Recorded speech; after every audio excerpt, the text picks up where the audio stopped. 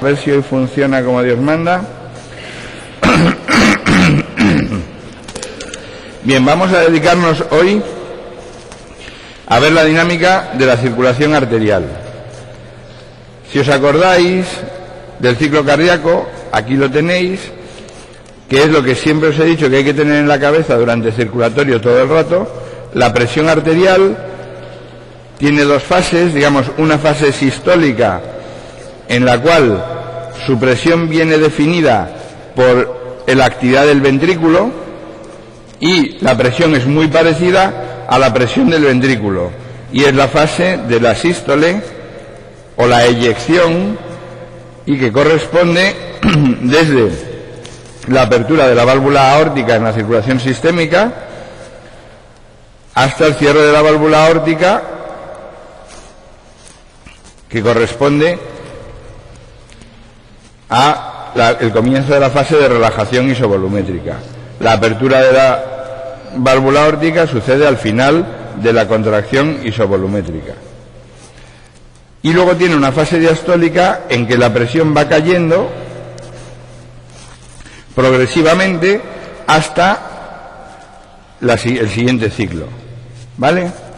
Eso se debe a un fenómeno de elasticidad del propio árbol arterial y de tener una resistencia a la salida que es lo que define como si tuviésemos, imaginaros que tenemos una manguera que es como si fuese un globo y que le ponemos a la salida una resistencia. ¿Qué pasa? Que en función de la distensibilidad del globo, cuando yo introduzco agua, el globo se infla y luego se va vaciando a través de la resistencia periférica. Y esos son los elementos con los que vamos a tener que jugar hoy, en el sentido de que el que introduce el líquido en el árbol arterial es el ventrículo debido a su actividad contráctil muscular.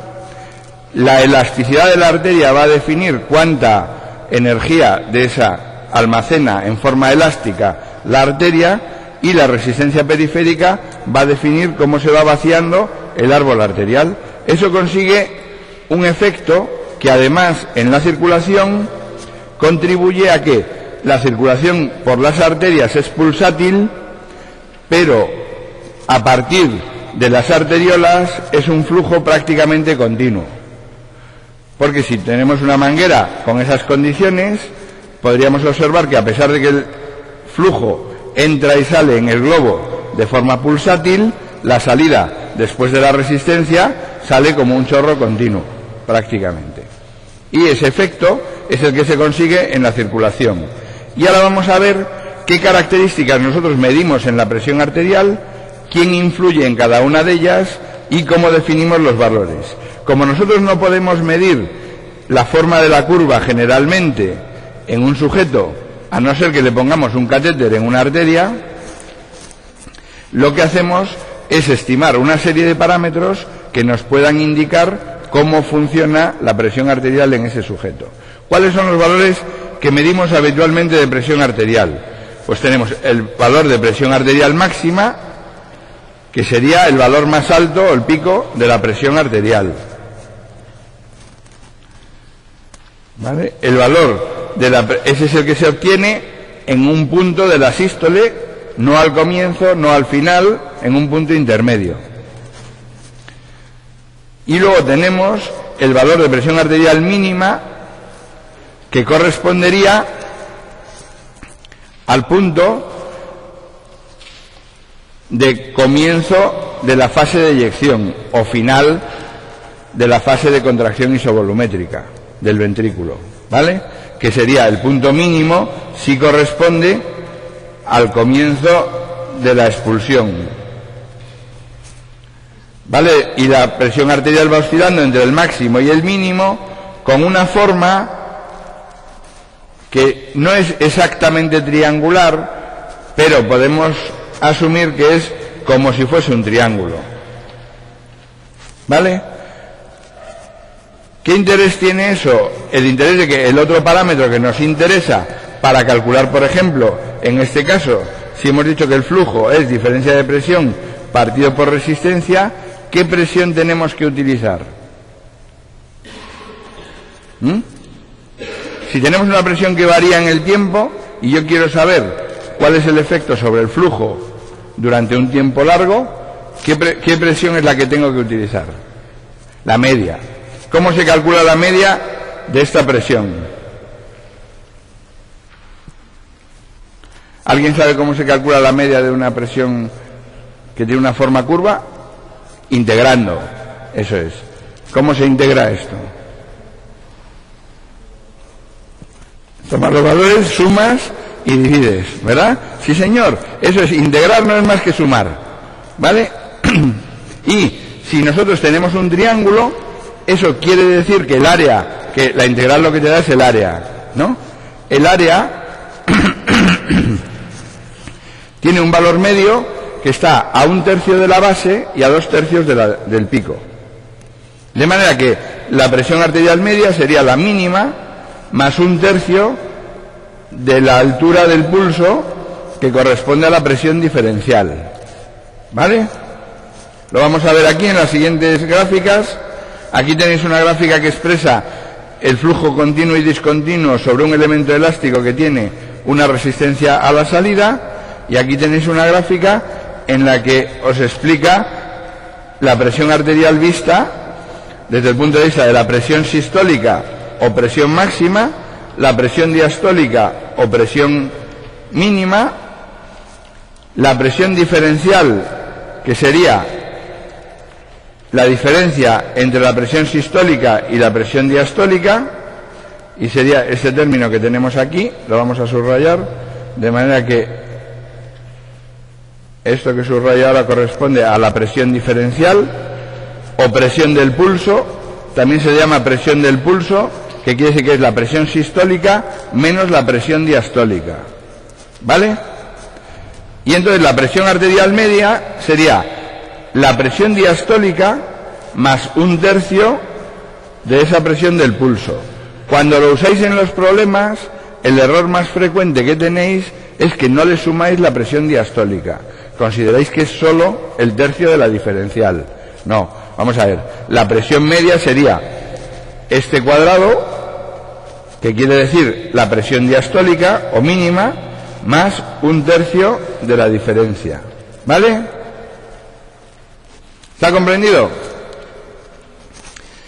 Bien, nosotros vamos a interpretar en un sujeto tanto los valores de presión sistólica, presión diastólica como presión media en función de lo que nos interese, y nos dan información diferente en función precisamente de su fisiología. De manera que, bueno, aquí tenéis otra forma de verlo, igual, presión sistólica, presión diastólica y la integral para tener la presión arterial media, y la forma de interpretarlo la tenemos a partir de las curvas de distensibilidad de las arterias. Hemos dicho en el modelo que el sistema consiste en que yo tengo un elemento elástico, que es la arteria. Un elemento elástico, ¿cuál es? ¿El que se deja deformar o el que se opone a que se le deforme? El que se opone a que se le deforme, ¿no? Y devuelve la energía, o sea, hace una fuerza en proporción a lo que se le deforma y devuelve esa energía porque intenta recuperar su forma, ¿vale? Entonces, eso implica que las arterias van a tener una presión en el interior que es proporción al volumen que contengan en el interior. De manera que lo que estira la pared de la arteria es el volumen de líquido que tenga en el interior. Cuanto más volumen tenga, más estirada está la pared arterial. Cuanto menos volumen tenga, menos estirada está. Cuanto más volumen, por tanto, al estar más estirada, más tensión arterial. ¿Vale? Cuanto menos volumen, menos tensión arterial. Entonces, nosotros podemos hacer una curva, como habíamos hecho para el ventrículo, de presión-volumen en la arteria, y podemos ver cuál es la presión que tengo en la arteria. Si tengo una arteria aislada, no en un sujeto vivo, sino en una arteria aislada, yo puedo coger y llenarla con un volumen, el que yo quiera, y tener una curva que sería de este tipo. ¿Vale? Eso es lo que corresponde a la curva de distensibilidad de las arterias. Como el efecto muscular sobre las arterias es escaso, aunque no nulo, normalmente el componente mayor de esta distensibilidad es un componente elástico, que tiene una porción más o menos lineal que bruscamente cambia su pendiente y se convierte de un elemento distensible, que quiere decir que puede cambiar el volumen con un cambio de presión menor, a un elemento rígido, que poco distensible, que quiere decir que cambia mucho la presión con un pequeño cambio de volumen. ¿Vale? Sobre estas gráficas nosotros podemos razonar qué es lo que pasaría si yo, partiendo de un volumen, digamos, que queda en la arteria al final de la diástole, o sea, cuando llega la fase de contracción isovolumétrica siguiente en el ciclo, ¿qué pasa si yo cambio el volumen de eyección? Si yo cambio el volumen de eyección, ¿qué es lo que pasaría? Que aumenta fundamentalmente la presión sistólica y aumentaría un poco la presión media. ¿Vale? También puedo ver qué sucede si cambia la pendiente de la gráfica. Si cambia la pendiente de la gráfica, quiere decir, se hace una arteria menos distensible, o sea, más rígida, más esclerótica, más de una persona mayor. ¿Qué pasa? Que ahora, con el mismo cambio de volumen sistólico, tengo un mayor cambio de presión diferencial. ¿Vale? Y eso lo es mientras que el ventrículo sea capaz de suministrar ese volumen minuto al sistema circulatorio. Pero está requiriendo un mayor esfuerzo por parte del ventrículo. ¿Os dais cuenta? O sea, todos los fenómenos suceden a la vez, y eso sucede mientras el individuo está sano, aunque sea mayor. Si no, ¿qué pasa? Que por eso están con más facilidad para que entren en insuficiencia cardíaca, porque están requiriendo un mayor esfuerzo ventricular, porque tienen unas arterias menos distensibles. El hecho de tener además unas arterias menos distensibles genera que el flujo es más pulsátil a nivel de todo el aparato circulatorio, porque si yo en vez de tener un elemento elástico tengo un elemento rígido en una tubería, aunque tenga una resistencia al final, todo el flujo es pulsátil. ¿Vale? Bien, pues lo mismo sucede si en este caso, ¿qué hemos hecho aquí en este caso? Hemos trasladado el volumen con un volumen sistólico como el que teníamos al principio, pero partiendo de un volumen de llenado del árbol arterial más alto. ¿Cómo se consigue un volumen de llenado del árbol arterial más alto? Fundamentalmente, ¿a alguien se le ocurre? Si yo tengo un globo, un elemento elástico, una resistencia al final, ¿cómo hago que este globo esté más lleno con el mismo volumen sistólico?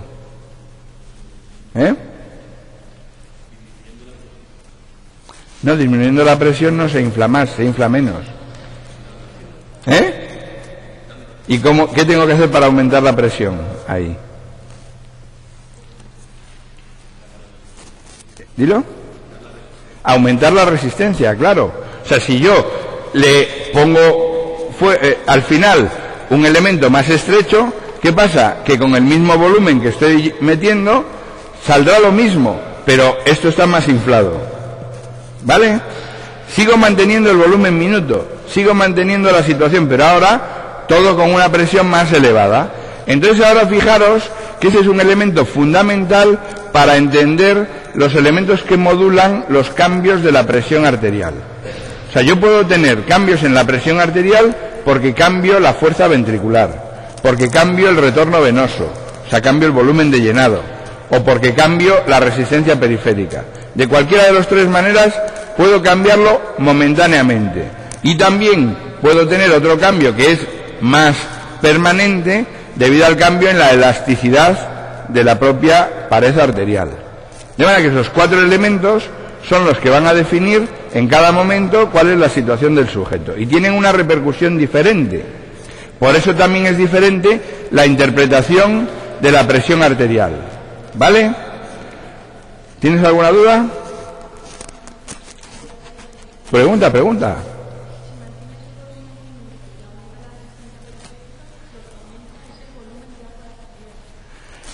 Vamos a ver, piensa, si mantienes el volumen minuto y la resistencia periférica es mayor y tienes un globo, ¿qué le va a pasar al globo?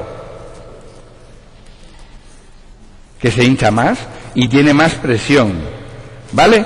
Fíjate que lo tenías en la ecuación del principio, que manteniendo el flujo, si yo tengo mayor resistencia, tengo mayor presión. Si no he cambiado la presión venosa, es porque he cambiado la presión arterial. ¿Está claro? ¿Vale? De manera que no hay manera, de hecho, de tener el mismo flujo si aumento la resistencia, que no sea aumentar la presión arterial. Y esa sería la presión arterial media. Pero, además, como hemos visto, ese efecto es diferente sobre la presión sistólica o la presión diastólica en función de cuál haya sido el mecanismo que ha forzado el cambio. ¿Qué es? Hemos visto. Vale que vamos bastante bien de razonamiento, porque otros años no es tan fácil llegar a estas conclusiones por parte vuestra, de manera que me parece muy bien que vayáis comprendiendo ya las cosas razonablemente. Hemos dicho, yo tengo aquí diversos elementos que intervienen, que son la elasticidad de la arteria, que ese es un elemento que varía, pero no varía de un momento a otro, varía fundamentalmente en la evolución del sujeto, desde pequeño hasta mayor, ¿vale?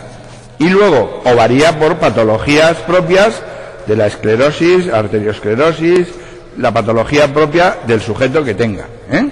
Y ahora, en un sujeto determinado, en cada momento le está variando la presión arterial en función de la resistencia periférica, la fuerza de contracción muscular, o sea, el estado inotrópico, y el retorno venoso.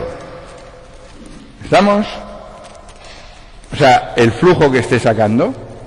Y ahora, en función de eso, la repercusión que tenemos sobre la presión arterial diastólica y la sistólica es diferente. Quiere decir, cuando se modifica la presión diastólica, ¿a qué es debido? Fundamentalmente, la diastólica. De manera que a un sujeto que le cambie la presión diastólica, tú dices, bien, este sujeto lo que le está pasando es que tiene, ¿qué? Problema. Mucha resistencia periférica. Y ese precisamente es el problema grave. O sea, hay un problema muy grave que es el de la hipertensión propiamente dicha y el de la hipertensión muy importante, que es que te cambie la presión mínima, no la máxima. Todo el sujeto se queda siempre con la máxima. Pero he ido al médico y me han tomado la tensión y me han dicho que tenía 16. Y de mínima, no me acuerdo. Hombre, pero ¿cuánto era la mínima? De todas maneras, uno se la mide otra vez. No quiere decir que la presión arterial máxima no sea importante, pero la mínima es importantísima, porque está indicando problemas del sujeto en la resistencia periférica que tienen una doble repercusión, que es, primero, hacen trabajar más a todo el sistema, segundo, estropean más las arterias y aún encima los tejidos están mal irrigados, porque tiene la resistencia justo antes del tejido. ¿Estamos? Con lo cual, la hipertensión importante, digamos, desde el punto de vista del tratamiento más inmediato, corresponde a la que tiene la presión diastólica elevada. Y la presión diastólica normal es alrededor de 8, la habitual. Y la patológica es por encima de 9. De manera que tener más de 90 milímetros de mercurio, o 9 en la terminología habitual, de tensión arterial mínima, quiere decir que hay que tener en cuenta que ya es importante, y por encima de 10 es importantísimo, o sea, es casi una urgencia. ¿Estamos? Mientras que la presión arterial máxima no importa tanto que suba, porque ¿qué estará indicando la presión arterial máxima? Que tenemos un volumen minuto elevado, que tenemos una actividad, un estado inotrópico elevado, de manera que simplemente con que estar un poco más nerviosos, con estar un poco más activos, la presión arterial máxima sube mucho más. Si la presión arterial máxima se mantiene elevada en reposo, también durante tiempo, también tiene una repercusión sobre el árbol vascular y puede estar indicando que es un árbol vascular que está esclerosado, o sea que tiene una distensibilidad mala. Y ahora el problema del sujeto es la arteriosclerosis que esté generando o la lesión sobre las arterias. ¿Lo hemos comprendido?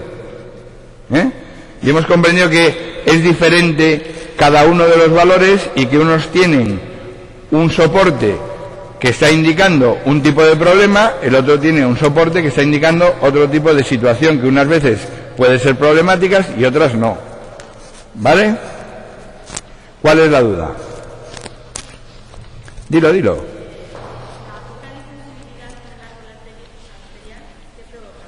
La mala distensidad del árbol arterial,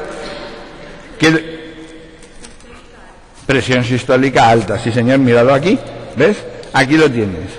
Si tú tienes una resistencia periférica, aquí a la derecha, es la curva de la derecha. Si tú tienes una resistencia periférica baja, con una distensibilidad mala, lo que tienes es mucha presión del pulso.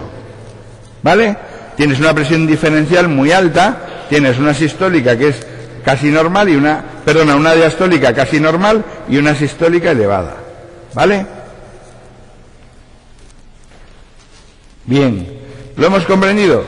Pues ahora, esto nos sirve y es una de las pruebas más habituales, medir la presión arterial en todos los pacientes, para detectar la hipertensión arterial y también para pensar cuál es la repercusión que puede tener en ese sujeto el hecho de tener una presión sistólica elevada o una presión diastólica elevada o una presión media elevada.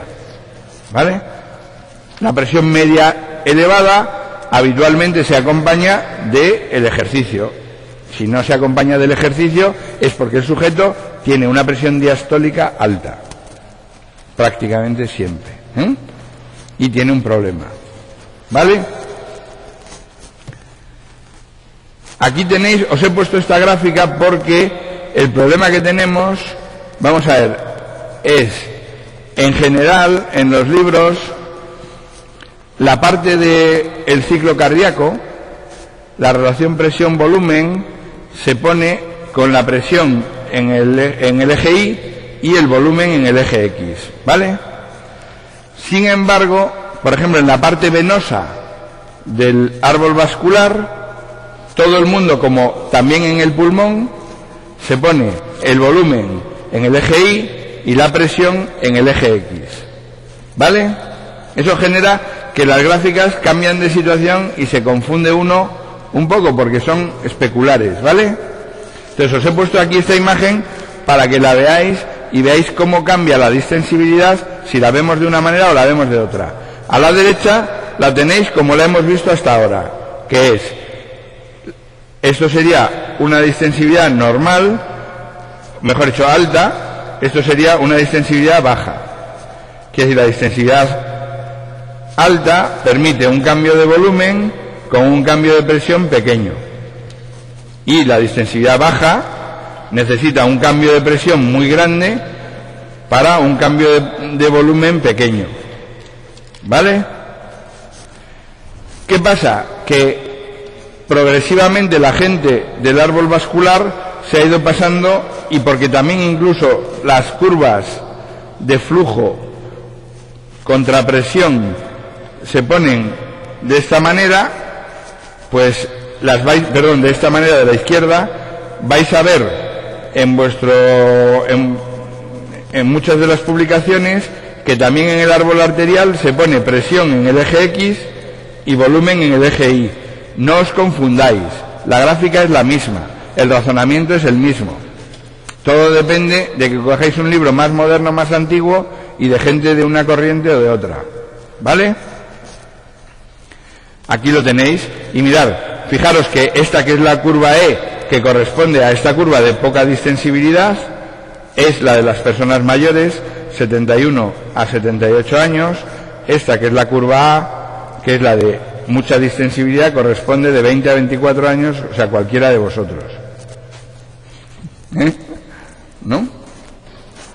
¿Cuántos tenéis ahora? 19, bueno, 20, ¿vale? Para el caso, ¿no?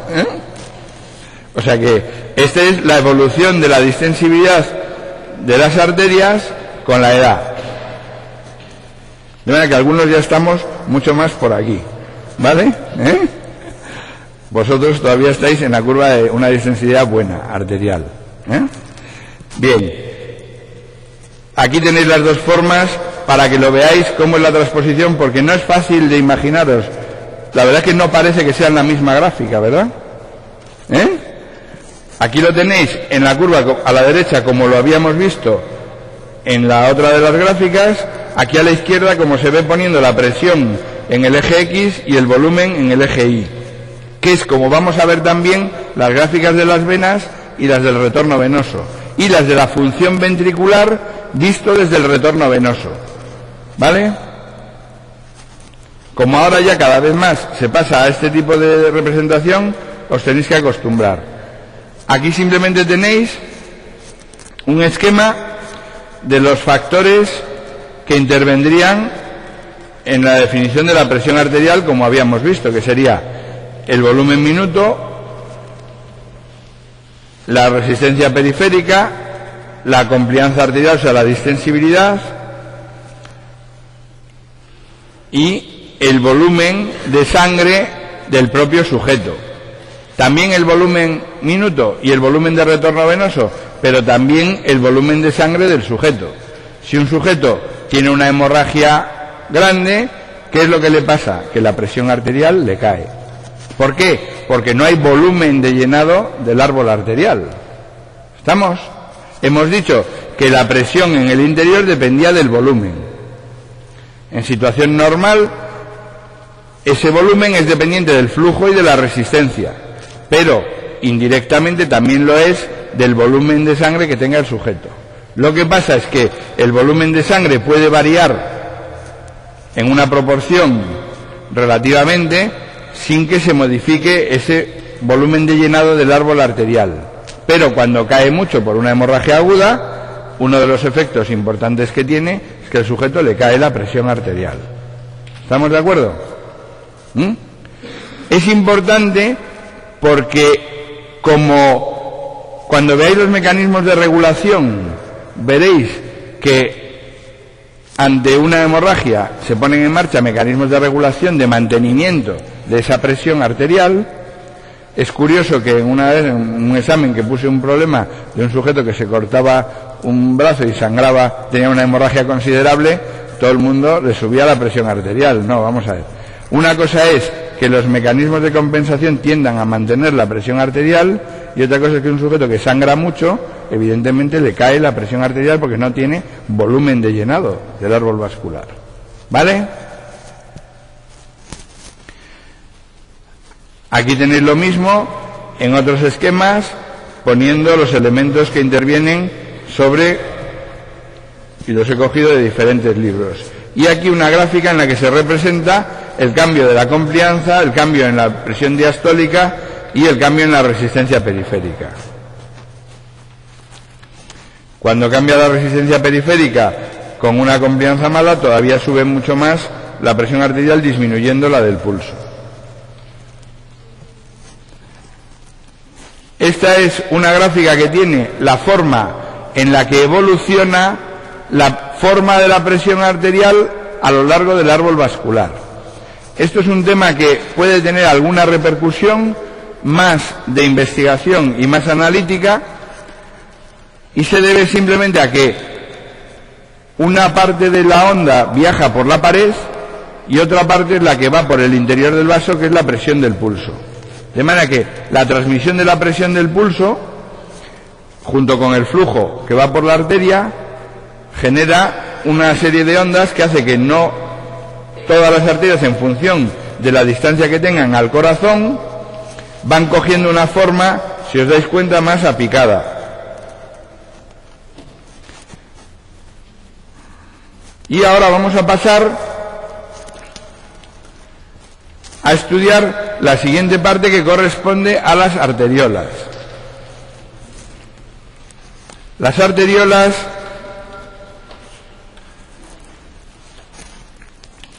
son las que van a definir el flujo a nivel local y la resistencia a nivel general del organismo.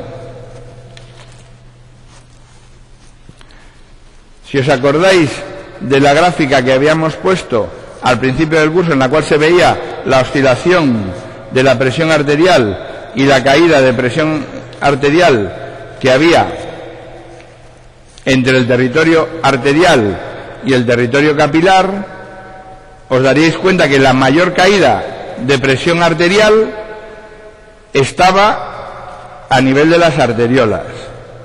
¿Eso qué quiere decir si tenemos en cuenta la ecuación general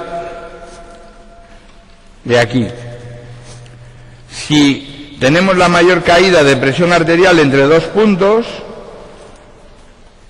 ¿qué quiere decir? Que es el punto que tiene mayor resistencia. ¿Vale?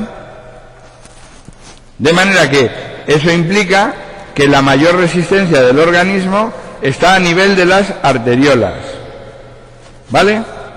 Si nos fijábamos que teníamos un circuito en serie el otro día en la dinámica, la diferencia de presión entre dos puntos corresponde a la resistencia que hay entre esos dos puntos. ¿Vale? Si nosotros estamos considerando el flujo de las arterias hacia los capilares, la caída de presión más grande la tenemos a nivel de las arteriolas. Y las arteriolas son vasos que prácticamente solo tienen una capa muscular más el endotelio. Tienen una capa muscular muy grande. ¿Vale? Eso hace que su control se deba fundamentalmente a la actividad contráctil de esa capa muscular. De manera que tendríamos un elemento que tiende a distender la arteriola, que es la presión en el interior, o sea, el volumen de sangre que esté en el interior y que viene impulsado por la presión que venga de las arterias. ¿Vale?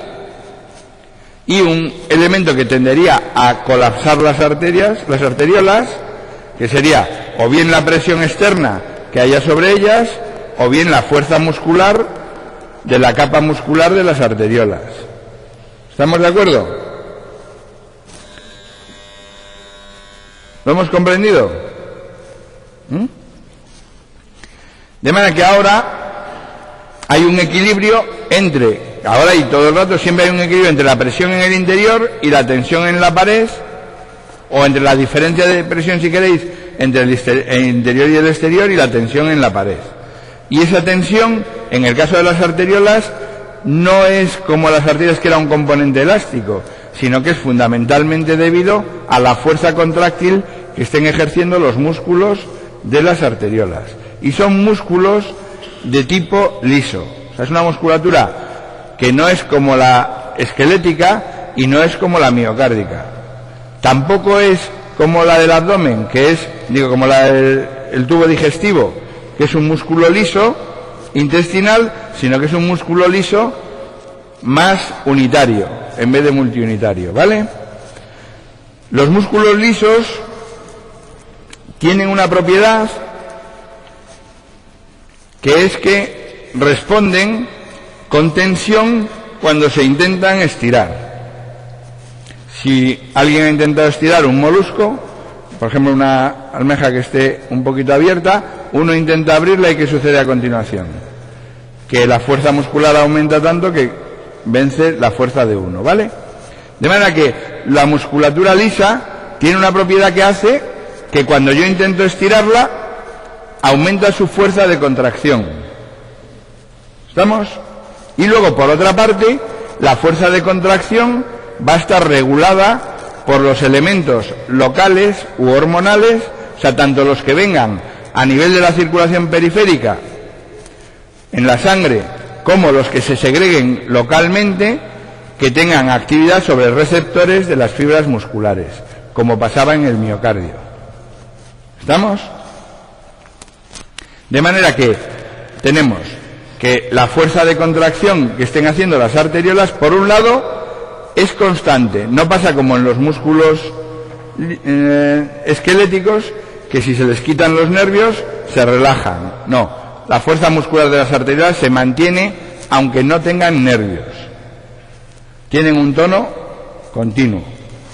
Por otra parte, su fuerza muscular depende, por una parte, de lo que les estemos estirando y por otra parte de los estímulos que tengan a partir de sus receptores que conduzcan al aumento de la fuerza de contracción o a la disminución de la fuerza de contracción. ¿Qué elementos regulan el aumento de la fuerza de contracción? Los receptores, por ejemplo, alfa-adrenérgicos. De manera que aumentan la fuerza de contracción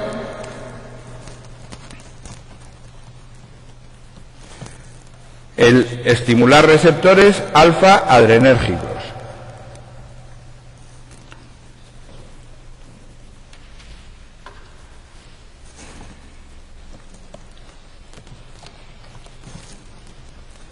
Bueno, luego ponemos una flecha de aumento, o la ponemos ahora, aumenta.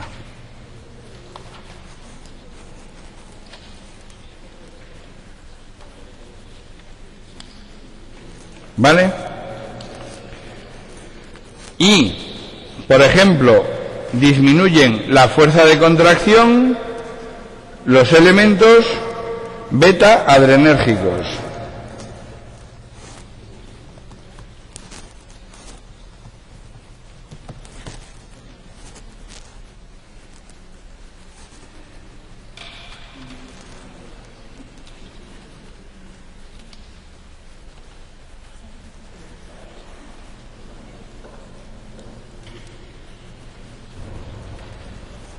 ¿Vale? De manera que ahora fijaros que dependiendo no solo del... A ver, ¿cuál es la duda? ¿Cuál es la duda? Bien, vamos a ver. Fijaros que esto quiere decir que ahora no solo depende del elemento que está estimulando, sino del receptor que tiene la propia arteriola. Y eso es muy importante porque quiere decir que el efecto es diferente según el tipo de tejido que tengamos. De manera que lo que en unos sitios da lugar a vasoconstricción, en otros sitios puede dar lugar a vasorelajación y en otros sitios prácticamente no tener efecto porque no tiene esos receptores. Si el tejido tiene muchos receptores alfa-adrenérgicos en sus arteriolas, el efecto que vamos a tener es vasoconstricción, aumenta la fuerza de contracción. Si el tejido tiene pocos receptores alfa y muchos receptores beta, lo que vamos a tener es vasorelajación. ¿Vale? Y si el tejido no tiene ni alfa ni beta, lo que vamos a tener es una situación neutral. ¿Vale? ¿Qué tejidos, por ejemplo, tienen muchos receptores alfa-adrenérgicos? Pues, por ejemplo, el riñón. ¿Vale? ¿Qué tejido, en cambio, por ejemplo, tiene fundamentalmente beta-adrenérgicos? Pues el tejido muscular, incluido el corazón. De manera que efectos que vasocontraen en el riñón pueden vasorrelajar en los músculos o en el corazón. ¿Qué elementos tienen poco efecto alfa-adrenérgico y beta-adrenérgico? Por ejemplo, el cerebro. Prácticamente todos los tejidos del cuerpo tienen inervación alfa-adrenérgica en las arteriolas, excepto los tres favoritos de las personas. ¿Cuáles son los tres favoritos de las personas? El cerebro, el corazón y los órganos sexuales. Luego cada uno los pone en el orden que quiera. ¿Vale? Pero es fácil de acordarse. Que receptores alfa prácticamente en todo el cuerpo menos los tres favoritos. ¿Vale? Ya uno luego pone el orden que quiera. Y receptores beta fundamentalmente en el corazón, los músculos y demás. El cerebro y los órganos sexuales se regulan por otros mecanismos. ¿Vale? Bien. También hay algunas sustancias, aparte de los elementos alfa-adrenérgicos, que tienen acción sobre la tensión vascular. Son hormonas, como la angiotensina, que aumenta la fuerza de contracción, sobre todo la angiotensina 2,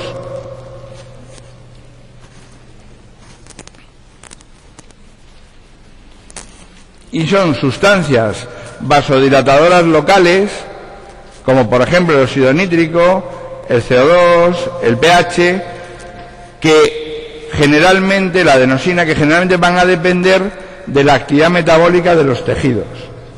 De manera que ahora tenemos que sobre las arteriolas están actuando mecanismos de regulación general y mecanismos de regulación local de los tejidos, lo cual explica por qué son el sitio donde sucede la regulación que habíamos visto al principio de la circulación, esencial de todo el aparato circulatorio, que es cómo mantener un flujo adecuado en el tejido, casi independiente de la presión arterial que haya en el sujeto, y que ese flujo sea dependiente de las actividades metabólicas de los tejidos. Y aquí tenéis la curva de autorregulación, que depende precisamente y que explica ese fenómeno. Voy a describirla un momentito, porque es justo la hora, un minuto, y mañana es cuando vamos a verla con más detenimiento, porque esta es una parte muy importante de la regulación, ¿vale? Esta curva tiene, vamos a coger inicialmente la curva que está de forma continua, y tiene varias partes. Tiene una porción en la cual hay una presión de perfusión. Esta presión de perfusión es la diferencia arterial menos venosa, ¿vale? Tenemos una presión de perfusión sin tener flujo. ¿Qué quiere decir? Resistencia infinito. Quiere decir que el vaso está cerrado, ¿vale? Que por debajo de una determinada presión el vaso se cierra, y este punto de presión en el cual se cierra es lo que se llama la presión crítica de cierre. Está alrededor de 30 y tantos milímetros de mercurio. De manera que con presión arterial por debajo de eso, aunque tengamos una diferencia arteriovenosa, no hay flujo. Luego tiene una porción en la cual, conforme se incrementa la presión de perfusión, se incrementa el flujo, se aumenta el flujo. Y eso quiere decir que, como es una línea recta, y si tenemos en cuenta la ecuación de flujo, presión, resistencia, quiere decir que la resistencia es prácticamente constante y la pendiente es justo la conductancia, ¿vale? En este momento es cuando tiene menor resistencia, ¿vale? Luego, lo que le sucede es que coge una curva que es además la que funciona a nivel fisiológico, en la cual, para una variación muy grande de presión, prácticamente el flujo se mantiene constante. Va aumentando, pero muy poquito. ¿Eso qué quiere decir? Quiere decir que es el punto de autorregulación.